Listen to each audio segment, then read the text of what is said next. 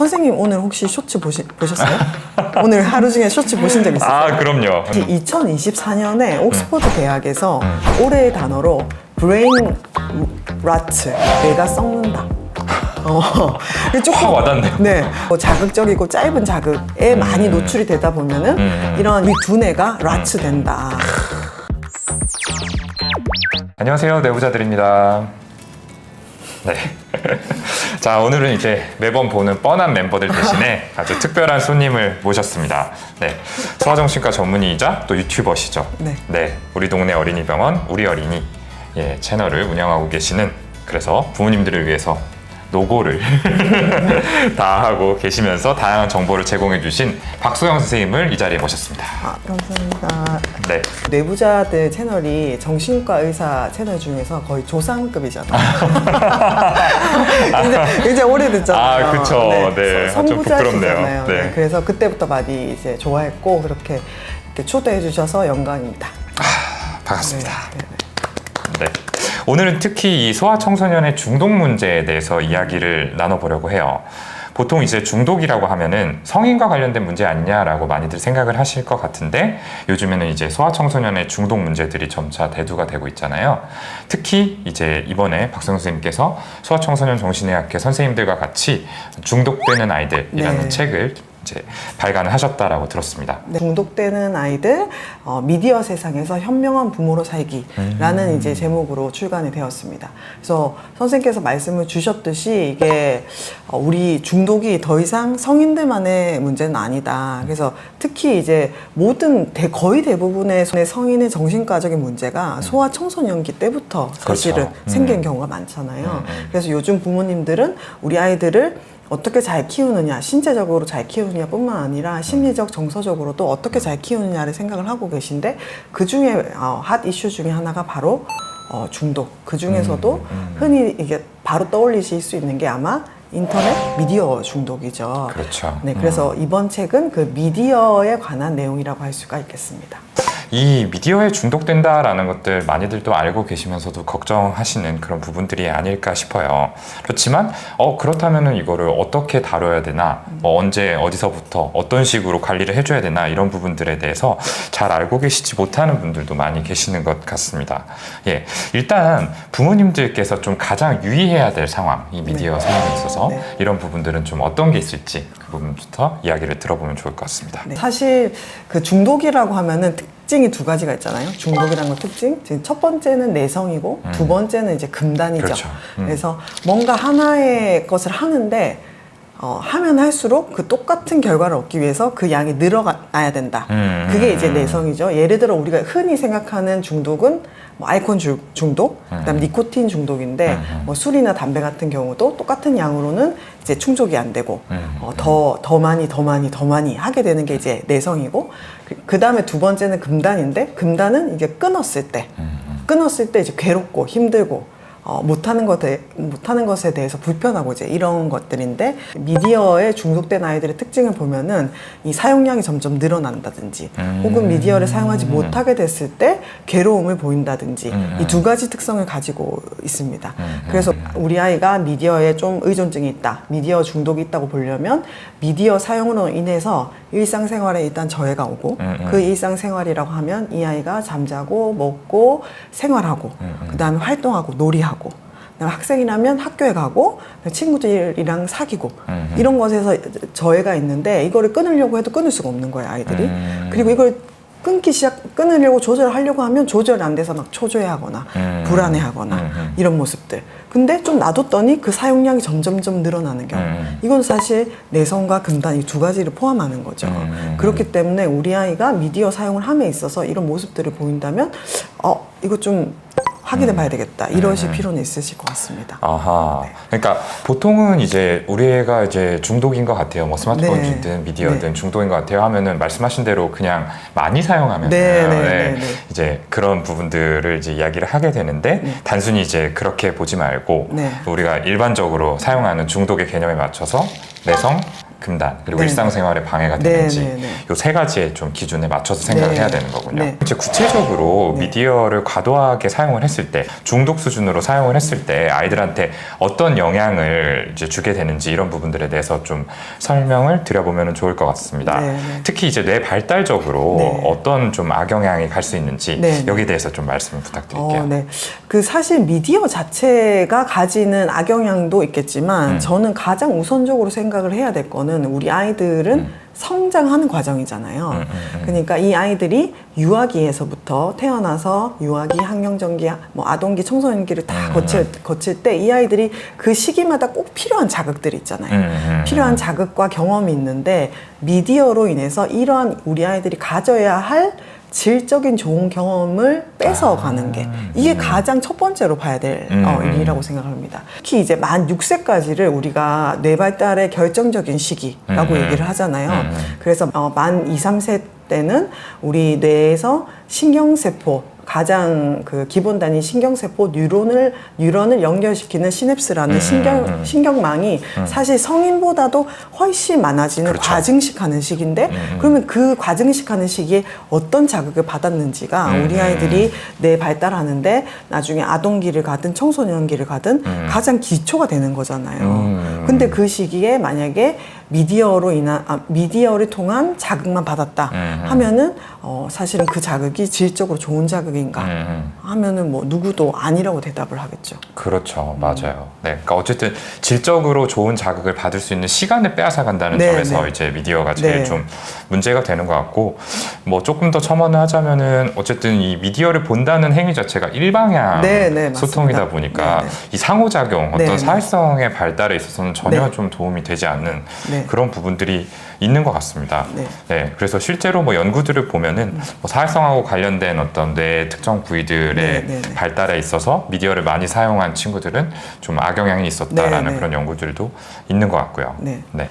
기본적으로 아이들이 가져야 할 좋은 시간을 뺏는 게 1번이고 이제 두 번째가 선생님 말씀해 주셨던 어떤 질적인 자극이 아니라 그 미디어가 가지고 있는 특징이 있잖아요. 일방향적이고 자극적이다.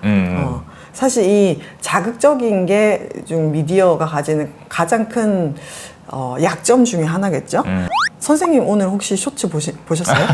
오늘 하루 중에 쇼츠 보신 적 있어요? 아, 그럼요. 네. 그죠? 저도 본 적이 있거든요. 네, 네. 그래서 사실 2024년에 옥스퍼드 대학에서 올해의 단어로 브레인 라츠라는 단어를 썼대요. 브레인 라츠. 그래서 뇌가 썩는다. 확 와닿네요. 네. 그래서 어허. 이게 디지털 이런 미디어 시대에서 숏폼 그리고 자극적이고 짧은 자극에 많이 노출이 되다 보면은 이런 이제 소비성의 자극에 길들여지면 우리 두뇌가 라츠 된다. 정말 좀 충격적이지만 확 와닿는 그런 네, 네, 단어잖아요. 네. 그래서 그 정도로 사실 이 미디어라는 게 그렇게 질적으로 좋진 않다. 그래서 우리가 아이들이나 뭐 성인도 그렇지만 그거를 보고 있는 사람을 딱 쳐다보면은 그냥 멍해 보이죠. 아, 그렇죠. 그냥 막 입을 벌리고 있는다든지. 그리고 저도 사실 가끔 이렇게 쇼츠나 릴스 이런 거 보거든요. 그럼 너무 재밌어요. 근데 막 보다 보면은 시간이 훅 지나가 있죠. 그리고 끝나고 나면은 기억은 사실 잘 안 나요. 안 나죠. 네. 맞아요. 근데 그런 휘발성의 자극들이라는 게 사실은 이 미디어의 가장 큰 약점인데 이러한 자극을 우리 아이들이 받고 있다고 생각을 했을 때 우리 아이들이 정말 두뇌가 발달을 활발히 하고 있잖아요. 활발히 맞아요. 하고 있는데 그게 정말 질적인 자극일 것이냐. 그리고 이제 한 가지 더 얘기를 하면 부모님들이 우리 아이들에 있어서 가장 걱정하는 것 중에 하나가 주의 집중력이잖아요. 아, 맞아요. 근데 이 주의 집중력이라는 게 두뇌의 많은 부분이랑 관련이 돼 있지만 그 중에서도 가장 핵심적인 두뇌 부위가 바로 뇌의 앞부분, 이 전두엽의 역할 기능인데 그 뇌를 그 미디어를 보고 있는 아이들의 그 MRI 연구를 해봤더니 사실 그 시각 영역 후두엽. 네, 후두엽이 과활성화되는데 다른 두뇌 부위는 오히려 저활성화되더라는 거죠. 그러니까는 두뇌가 활발하게 작용 못 한다는 거예요. 근데 우리 두뇌가 잘 발달하려면 두뇌끼리 서로 연결돼가지고 그렇죠, 그렇죠. 두뇌가 총합적으로 활용을 해야 되잖아요. 그리고 이 전두엽은 만 3세, 4세부터 발달해가지고 청소년기 후반까지 가장 활발하게 자라는 이 두뇌인데 이 시기에 계속 어떤 특정한 부위에 자극적으로 때려 넣는 그런 자극만 받다 보면은 사실 총체적인 두뇌 발달에는 저해를 줄 수밖에 없는 거죠. 그렇네요. 특히 이제 이 주의 집중력 얘기를 해주셨는데 네, 네. 집중력이 애초에 약한 친구들이 있잖아요. 네, 맞습니다. 선생님도 저도 굉장히 많이 보고 있는 이 ADHD가 있는 친구들에게는 더욱더 조금 영향이 안 좋게 갈 수 있겠다라는 생각이 드네요. 그럴 수밖에 없죠. 사실은 일반적으로 발달하는 아이들도 이런 미디어에 계속 노출이 되면은 이제 어려움이 있는데 ADHD, 주의력 결핍 과잉 행동 장애와 같은 이 원래도 주의 집중력 유지가 어려운 아이들, 자기 조절 능력이 좀 또래에 비해서 혹은 자기가 가지고 있는 다른 인지 기능에 비해서 좀 부족한 아이들은 이 미디어 자극이 훨씬 더 미디어 자극에 훨씬 더 취약할 수밖에 없는 것 같습니다. 그리고 진짜 그 문제인 게 어쨌든 미디어든 게임이든 뭐 여타 스마트폰 베이스의 이런 것들이 보상을 즉각적으로 준다는 네. 부분이 확실히 좀 문제인 것 같아요. 그리고 그 보상의 크기가 굉장히 즉각적이면서 네. 크다라는 네, 거. 네. 그렇다 보니까 이 보상회로 자체가 좀 망가져버리는 그런 네. 결과를 맞습니다. 낳는 것 같기도 합니다. 보상회로라는 게 이제 뇌 내에서 기저핵이라는 부위하고 우리가 아까 말씀하셨던 전두엽이라는 부위 간의 어떤 상호작용을 통해서 작용이 일어나게 되는데 이때 이제 너무 지속적으로 많은 큰 크기의 네. 이런 자극들에 노출이 되게 되면은 이 전두엽이 보상회로의 신호를 받아가지고 행동을 조절하는 기능 자체가 떨어져 네. 버리게 되잖아요. 네, 네. 근데 애초에 ADHD가 있는 친구들은 전두엽 기능에 문제가 있기 네. 때문에 안 그래도 약한데 그러니까요. 네, 네. 이렇게 어떤 매시브한 자극들에 노출이 네. 되게 되면은 네. 더 좀 취약해질 수밖에 없지 않을까 네. 하는 생각이 들고 그래서 2023년에는 실제로 이런 연구들이 있었다라고 합니다. 캐나다에서 이뤄진 연구인데 청소년 4,000명을 대상으로 ADHD 증상하고 그러니까 스크린 타임, 그러니까 얼마나 네. 이 스마트폰을 사용을 하는지 네. 그 시간 간의 어떤 코릴레이션, 연관관계를 봤는데요.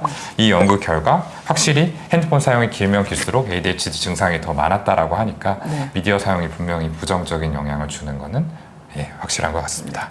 그러니까 요즘에 진짜 선생님들 많이 들으시겠지만 뭐 디벗 같이 네. 학교에서 네. 이제 애초에 패드 나눠줘가지고 네. 수업에 사용을 하는 경우들도 있고 이러닝 같은 것들도 많이 네. 있잖아요. 네. 이런 디지털 학습 컨텐츠들은 그러면은 좀 최대한 배제를 하는 게 답일까요? 근데 사실은 네. 시대가 이렇게 변하는데 어떻게 그걸 다 배제를 하겠습니까? 그러니까 아이들도 시대 변화에 따라서 그 상황이 변하고 시대가 변하니까 이걸 아예 배제하자. 뭐 이 미디어가 절대 악이다. 호환마마다. 그렇게는 우리 세대. 네, 호환마마가 아시죠? 네네. 비디오 앞에 이렇게 그죠. 나오는 거. 비디오 앞에. 네, 호랑이랑 이렇게 같이. 이렇게. 그치. 네. 근데 사실 그렇게는 생각을 하지 않습니다. 그래서 저희 책의 제목도 미디어 시대에서 어떻게 현명한 부모로 살아남느냐 이런 거죠. 미디어 시대에 살고 있는 아이를 키우는 부모를 위한 책이란 말이에요. 그러면 사실 어느 정도는 부모의 역할이 되게 중요하다는 뜻이 되겠죠. 그쵸. 네. 그래서 기본적으로는 부모가 아이의 미디어를 컨트롤 해줘야 된다는 겁니다. 얘한테 미디어의 어떤 주도권 아니면 미디어로 인한 책임, 결과를 책임지는 걸 얘한테 맡겨둔다면 그건 저는 옳지 않다고 보거든요.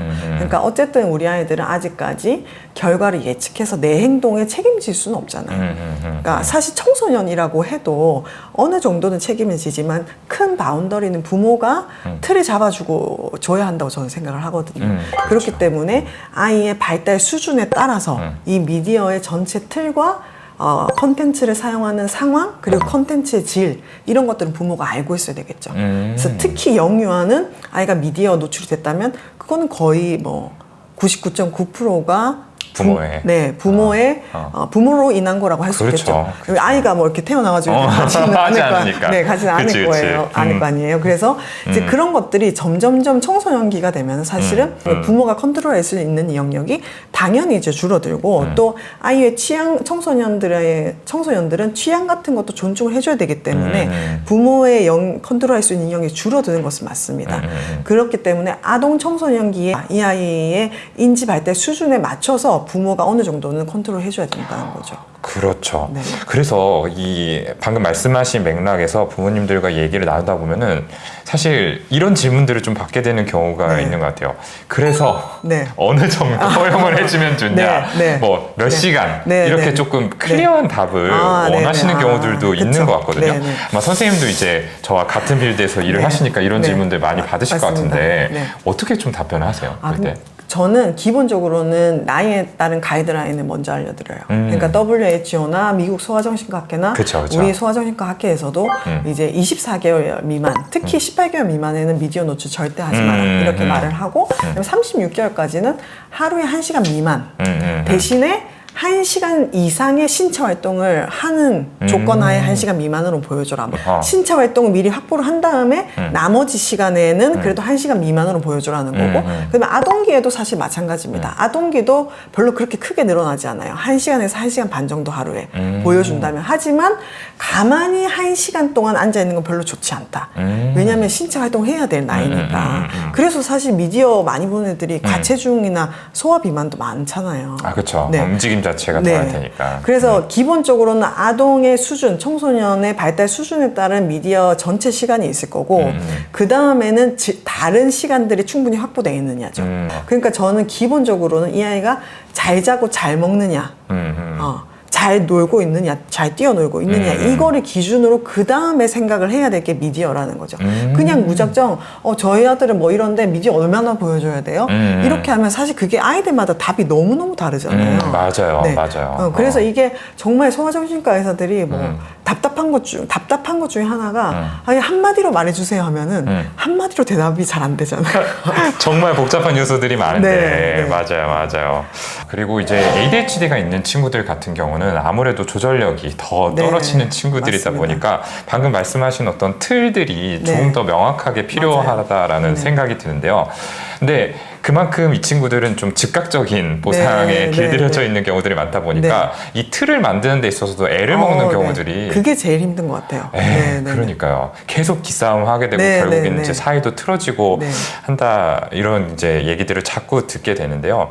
사실 저는 이 부분에 있어서 정답은 없다라는 네, 생각이 들어요. 네. 아까 수영쌤이 얘기해주신 것처럼 각자가 처한 환경과 아이의 기질과 특성이 전부 다 다르게 작용을 네. 하기 때문에 어쩔 수 없이 부모님들께 시행착오를 좀 겪어야 네, 되는 네. 부분이다라고 네, 말씀을 네. 드리거든요. 네. 근데 중요한 거는 어쨌든 아이와 이 어떤 딜을 통해 가지고 네, 이런 네. 이제 틀의 네. 형태를 조금 유연하게 바꿔갈 수 있는지라고 저는 개인적으로 네. 생각을 합니다.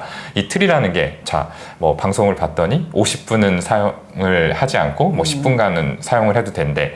뭐 이런 식으로 얘기를 했다라고 해가지고 이거를 네. 아주 콘크리트하게 지킨다라고 네. 하면은 네. 물론 이제 이런 것들이 긍정적으로 작용할 네. 수는 있겠지만 아이랑의 트러블의 소지는 조금 네, 더 네. 커질 수 있는 거거든요. 네. 아이가 생각했을 때 50분이나 안 쓰고 10분밖에 못 쓴다고 라고 느낄 수도 있는 부분이라 이렇게 반발을 했을 때 자, 이렇게 정한 거니까 너는 이제 토달지 마 라고 네. 할 게 아니라 네. 네가 생각하기에 적절한 시간은 어느 네. 정도니 라는 네. 것들을 좀 들어보고 네. 이제 어느 정도 허용 가능한 범위에서는 좀 조율을 해줘야 되는 부분들도 네. 필요한 것 같아요.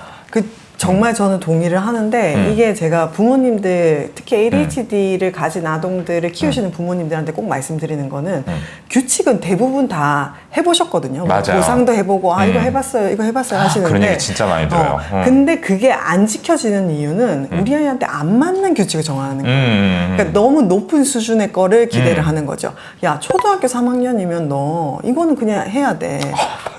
야 중학교 1학년이 너 이것도 아직 못하니? 이런 네, 식으로 네, 네. 하시는데 저는 항상 그래서 부모님들한테 제일 먼저 말씀드리는 게 아이가 지킬 수 있는 규칙을 짜야 된다. 그러니까는 20분을 못 견디는 애들은 한 25분을 정해줘야죠.